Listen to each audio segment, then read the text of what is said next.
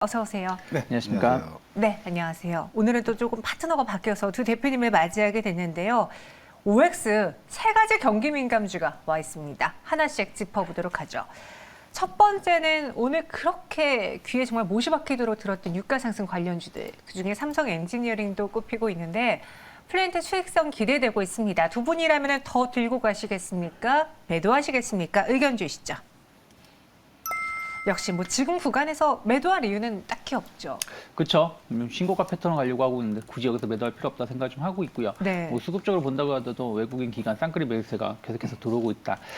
특히 이제 플랜트 수주, 그러니까 삼성 엔지니어링은 국내 건설하고는 관계가 없습니다. 플랜트 해외 수주하고 또 삼성전자 투자 관련된 삼성그룹의 투자 관련된 수주 이 두 개를 좀 보시면 되겠는데 삼성이 투자가 약간 위축될 수 있다라는 우려감도 있습니다만 여전히 뭐 삼성전자 관련된 투자는 계속해서 될 수 있다 생각을 좀 하고 있고요. 그리고 해외 플랜트 관련된 수주인데 이러한 부분들도 유가가 계속 오르는 부분들 뭐 우크라이나 이슈가 끝난다고 하더라도 유가는 뭐 그 소비 증가 이런 부분을 인해 가지고 계속해서 좀 조금 더 우상향 기조를 이어갈 수 있기 때문에 그런 측면에서 보신다라면 뭐 해외 수주 좀 더 좋게 나올 수 있지 않을까. 그러면 주가는 저는 신고가 행진을 갈 수 있기 때문에 무리하게 지금 미리 매도하실 필요까지는 없지 않을까 생각하고 있습니다. 네, 그래서 매도할 필요는 없다. 그럼 신규 매수도 가능한가요? 매도하지 말라면서 신규 매수하지 말라 그러면 좀 웃기긴 한데 네. 다만 지금 신규로 지금 접근하시기에는 3일 연속 좀 급등세를 보여준 부분도 좀 있기 때문에 네. 조금은 단기 눌림목을 좀 확인하시면서 접근하는 게 맞지 않을까 생각하고 있습니다. 알겠습니다. 그럼 두 번째로 경기 민감주 이번에는 금융권으로 넘어가 보죠. KB금융입니다. 러시아 금융제재 본격화에 따라서 지금 은행주들이 힘을 못 내고 있는 상황인데 두 분에게 이 종목은 매수 기회의 종목입니까? 매도할 종목입니까? 의견 주시죠. 여기선 나뉘어졌습니다. 이정문 대표님은 O를 주셨는데 네. 일단 뭐 제재는 제재고 금리 인상 시기의 수혜는 맞다 이런 뜻인가요? 일단은 네. 뉴스화를 그러니까 겉면만 놓고 보면은 큰일 난 것처럼 보이는데 KB금융을 포함한 우리나라 금융 4대 주주사들의 실적은 국내 유동화 공급과 금리 인상 기조입니다. 교역을 보더라도 일본과 미국을 다 합친 것보다 중국이 훨씬 많고 네. 중국이 스위프트 배제됐다 그러면 엄청나게 타격을 입는 게 맞는데 러시아 부분이라는 것은 저는 일시적으로 단기 악재일 뿐이다라고 보고 있고 올해 실적은 더 기대가 되고 있는 상황입니다. 어차피 올해도 금리 인상, 내년에도 금리 인상 기조가 계속 있다라는 부분. 다만 국채금리, 10년물 국채금리가 꺾였어요. 꺾이다 보니까 금리 인상을 크게 빅스텝으로 가기에는 무리수가 있다. 베이비 스텝으로 간다라는 이슈와 함께 금리 인상 폭이 더 크게 올라갔다라면 금융지주사들에게 더 좋았겠지만 일단 0.25%포인트로 올릴 것으로 기대가 되고 있는 상황에서 소폭 금리가 인상되는 부분 저는 반대로 이러한 악재를 이용해서 저점 매수 기회다라고 보여집니다. 네, 그래서 저점 기회다. 반대로 이창희 대표님은 X입니다. 일단은 좀 피하고 볼까요? 네, 뭐 왜 그러냐면 우리나라 자체가 러시아 관련된 금융 관련해서 익스포저 금액은 거의 미미하다 보시면 될 것 같아요. 근데 중요한 건 유럽이거든요. 지금 유럽이 지금 러시아 금융 제재로 인해서 그 손실이 좀 크게 나올 수 있다는 우려감으로 지난 금일에 하락을 했는데 결국에는 2008년 서브프라임 모기지 사태가 미국의 일이지만 우리나라도 영향을 받았고요. 그리고 과거에 지금 다음 주에 러시아가 뭐 디폴트 얘기가 나오고 있는데 98년도 러시아가 디폴트 됐을 때 400억 달러였거든요. 근데 실제 그 파생 시작까지 합치면 1조 2천억 달러의 규모였습니다. 그래서 그런 부분들을 본다면 결국에 유럽의 금융 위기가 만약에 현실화된다면 우리나라도 영향을 받을 수 없기 때문에 그런 부분들을 좀 확인하고자 하는 심리가 좀 강하지 않을까 생각하고 있습니다. 네, 오늘 두 분 말씀 굉장히 빠르시네요. 그런가요? 저희가 시간이 좀 없긴 합니다. 죄송해요. 현대건설기계 세 번째 경기 민감주. 대선 이후를 벌써 보고 있습니다.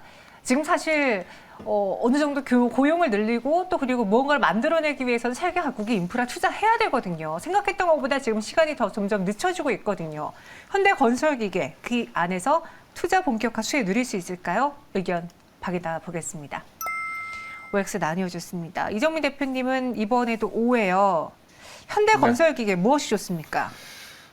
일단은 기술적으로 지금 시장과 빗대어서 보유를 해 나가는 자리가 맞다라고 제가 말씀을 드리는 거고, 네. 또 시황과는 우리나라 대선 결과는 저는 크게 영향이 없습니다. 지금 해외 수주가 급격하게 늘고 있는 부분이기 때문에 해외 수주에 기대를 하는 것이 좋고, 첫 번째로 지금 계류 상태로 놓여 있는 미국의 인프라 투자, 1,000조 원가량의 인프라 투자가 준비되어 있는데 지금 약간 막혀 있어요, 미국 쪽에서. 저는 이 부분이 빨리 속전속결로 진행되는 것이 현대건설기기라든가 두산밥켓 같이 건설적 섹터들의 본격적인 터닝 포인트가 나오지 않을까 생각이 됩니다. 지금 위치에서는 펀더멘탈과 상관없이 보유하는 관점이 맞다라는 측면으로 오를 드렸고요. 중장기적인 성장 모멘텀은 지금 계속 발표되고 있는 해외 수주 그리고 미국의 인프라 투자 쪽에 관심을 두자라는 말씀을 드립니다. 네. 유창희 대표님은 X입니다. 전 조금 의외였거든요. 뭔가 인프라 하면 가장 먼저 또 생각나는 대표적인 종목이 뭐 네. 굴삭기 파는 애들이나 현대건설기계 생각이 나는데 왜 X일까요? 이제 일단은 현대건설기가 나쁘다는 뜻이 아니라 네. 지금 이번 양해도 결과가 나오고 있습니다만은 생각했던 것만큼의 중국이 공격적인 경기 부양이 좀 약화되고 있는 것 같아요. 네. 올해 성장률을 5%로 잡고 있는 거 본다라면 조금 포기한 것이 아닌가 생각을 하고 있는데 신흥국 시장에서의 어떤 기대감, 현대건설기가 좀 있는 부분들이 있었기 때문에 그런 부분들이 좀 마이너스 요인이라 생각하고 있고 오히려 유럽이라든지 미국의 인프라 투자가 더 늘어날 수 있다는 기대감들이 있습니다. 그러면 오히려 두산마켓이 그쪽에 상당히 강점을 가지고 있거든요. 그래서 저는 오히려 두산마켓을 조금 더 긍정적으로 보고 있고 현대건설기계는 조금은 신흥국 시장에 좀 포커스가 맞춰져 있기 때문에 흐름들을 좀 봐야 되지 않을까 생각하고 있습니다. 네, 그래서 현대건설기계보다는 차라리 두산마켓 이렇게 이야기해 주셨고요. 이 현대건설기계가 나쁜 건 아니다라고도 코멘트 더해 주셨습니다. 그럼 두 분에게 지금 최고의 종목은 무엇일지 마감에 살 수 있는 탑 종목 하나씩 들어보겠습니다. 키워드 열어보죠. 난 상관없어. 머리가 복잡할 때. 약간 이거는 좀 하락장과 나는 상관없어. 이렇게 들리는데 맞나요? 네, 오늘 특징적인 부분이 4일 전이죠. 4일 전에 시장이 반격을 줄 때 네.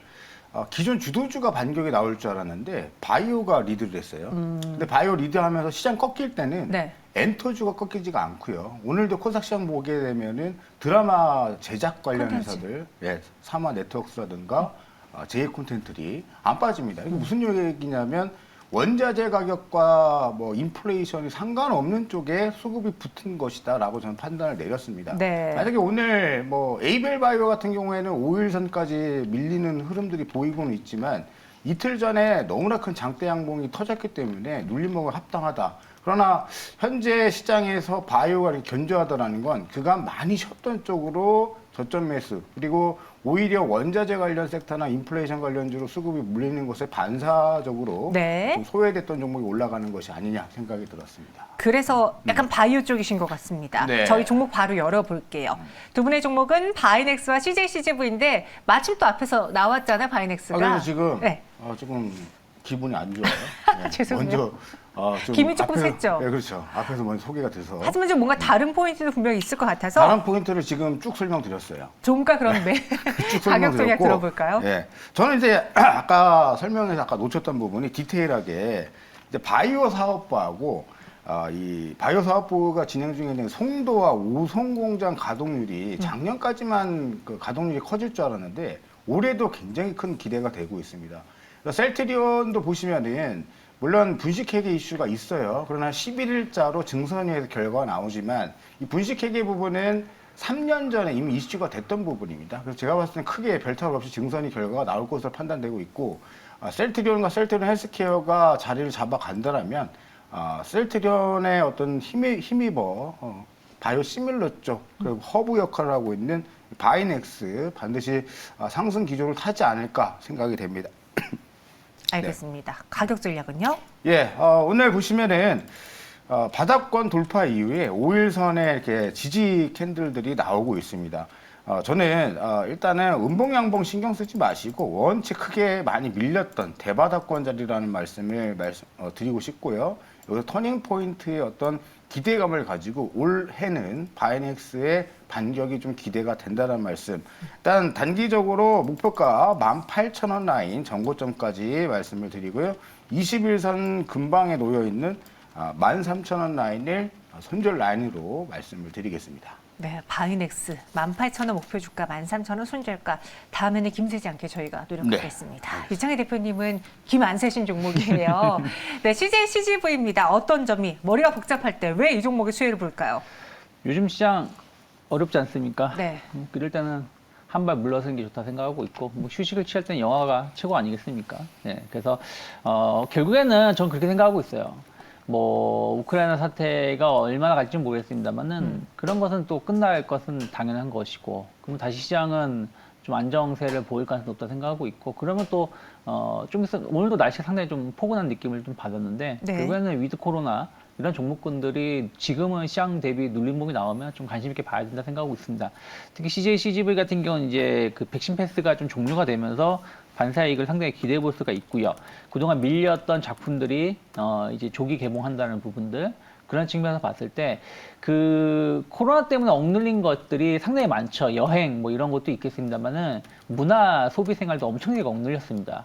집에서 넷플릭스 보는 거, 조그만 TV로 보는 거 하고 극장에서 웅장한 화면에서 보는 거 다르죠. 그래서 그런 부분들 보신다면 문화 관련된 소비가 폭발을 한다라면 CJ, CGV 상당히 좀 기대해 볼 만하지 않을까 생각을 좀 하고 있어요. 그래서 저는 충분히 오늘같이 약간 눌림목이 나왔을 때 좀 접근 가능하지 않을까 생각하고 있습니다. 가격 전략은요? 뭐 일단 종가 매수 충분히 가능하다 생각하고 있고요. 네. 일단 목표가는 한 3만 원 정도 열어놓고 접근해 보시면 좋다 생각하고 있고 뭐 24,000원 어쨌든 최근에 좀 돌파됐던 자리가 24,000원이기 때문에 24,000원을 좀 지킨지 여부를 좀 항상 체크하시면서 접근하시면 좋지 않을까 생각하고 있습니다. 머리가 복잡할 때 오히려 한 걸음 뒤에 물러서서 좀 여유롭게 휴식을 취한다면 CJ CGV 이야기하지 않을까, 보지 않을까 싶었고요. 목표 주가 3만 원, 손절가 24,000원 제시해 드렸습니다.